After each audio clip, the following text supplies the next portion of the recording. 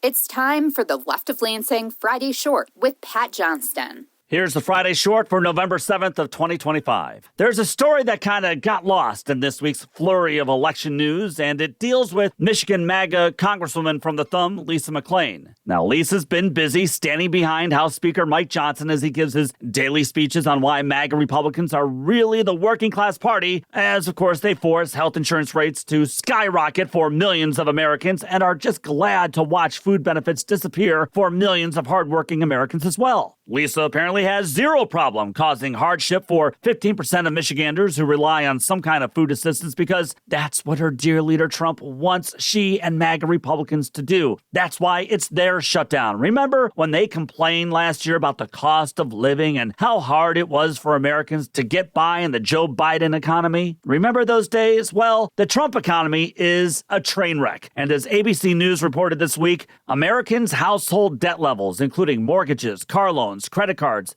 and student loans, are now at a new record high, according to the Federal Reserve Bank of New York. Okay, but somehow in the minds of Lisa McClain and all the other MAGA maniacs out there, that kind of news simply shows how lazy the American people really are and how ungrateful they are for dear leader Trump.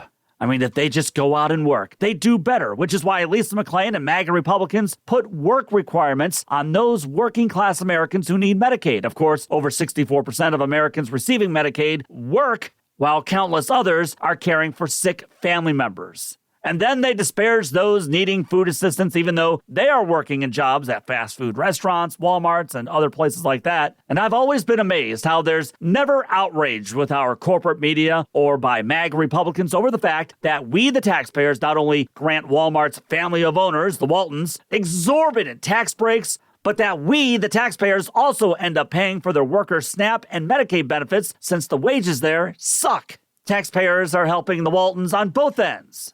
But remember, MAGA Republicans are the working class party. Now, a federal judge ordered the Trump regime to release SNAP benefits that are part of a contingency fund, and that'll last for the rest of the month. But I guarantee the MAGA government shutdown will continue because they don't care. And Lisa McClain will spend every day standing behind Mike Johnson with that stupid, silly grin on her face, while working class Michiganders and Americans across the country keep struggling and waiting for the next shoe to drop. Now, you might ask yourself, why does Lisa McClain not care about her constituents and fellow Americans? Good question. And maybe it's got something to do with the fact that Lisa McClain's using her position in power, a government position, mind you, to become a very well-to-do person financially.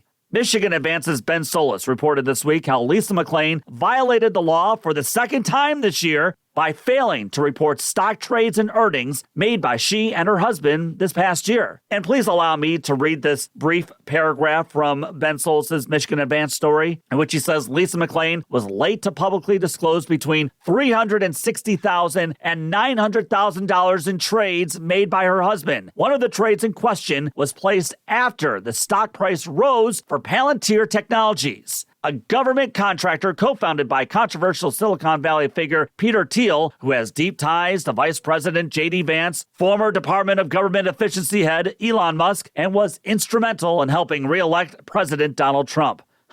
So Lisa McClain made perhaps nearly $1 million after buying stock for right-wing tech bro billionaire Peter Theil's Palantir Technologies, which, of course, is receiving loads of government cash to set up shop in states across the nation to help spy on Americans. Of course, now, I'm sure that was just dumb luck for Lisa and her husband to earn so much cash on stock, and I'm sure her government position didn't help her land some kind of quick advantage to ensure their investments would go quite well indeed. I'm sure that had nothing to do with it. Not only that, but this is the second time Lisa McClain has been caught violating the Stock Act. So Lisa McClain's a repeat criminal?